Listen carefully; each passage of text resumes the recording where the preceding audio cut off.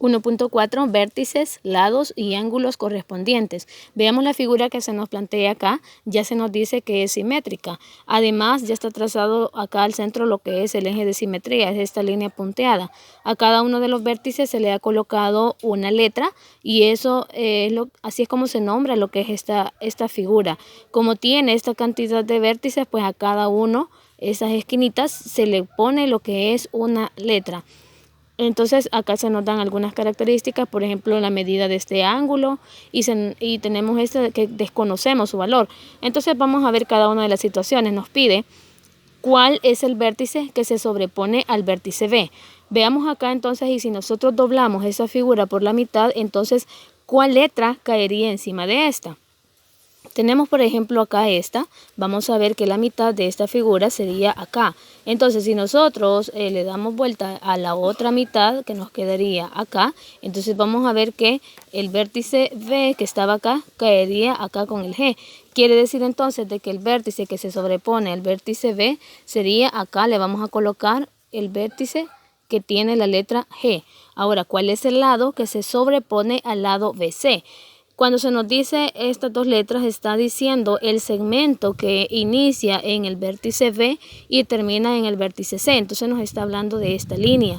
Si nosotros doblamos la figura, ¿cuál quedaría encima de este segmento? Entonces tenemos esto, ¿verdad? Si nosotros tenemos la mitad de la figura aquí y volteamos, entonces vamos a ver que el segmento BC sería este. Vamos a ver que al voltear quedaría este. ¿Qué letras son las que tiene? Las letras G y F. Entonces le vamos a colocar aquí que el lado o segmento que se sobrepone sería el GF. Ahora dice, si el lado GF, que es este que tenemos acá, mide 3, entonces ¿cuánto mide el lado BC? Como ya vimos que este se sobrepone con este, entonces deben ser iguales. Por lo tanto, si este mide 3, significa que el lado BC mide en este caso también 3 centímetros.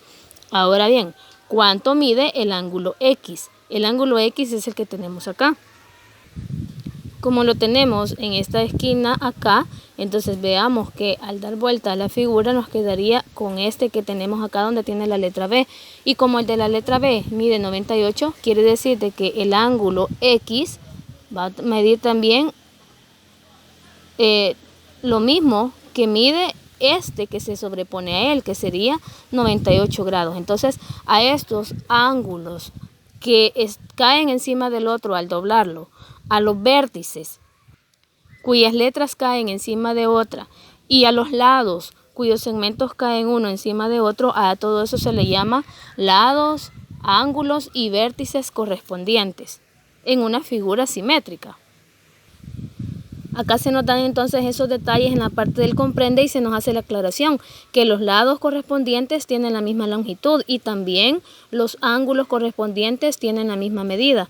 Ahora en la parte del resuelve vamos a dibujar estas figuritas que están acá. Ya se nos ha trazado lo que es la línea o eje de simetría.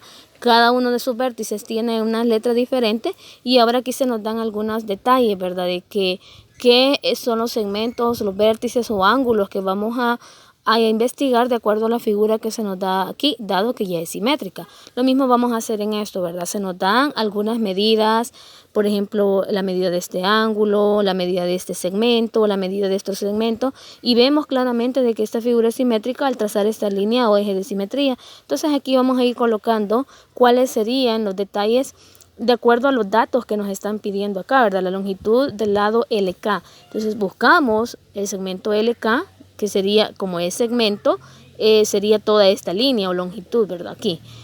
Si nos dice vértice, solo sería la esquinita. Y si nos dice ángulo, sería como esto, lo que queda dentro del vértice. Entonces ahí vamos a ir colocando el lado LK, que sería correspondiente con este. Y ahí vamos a ir colocando las medidas correspondientes.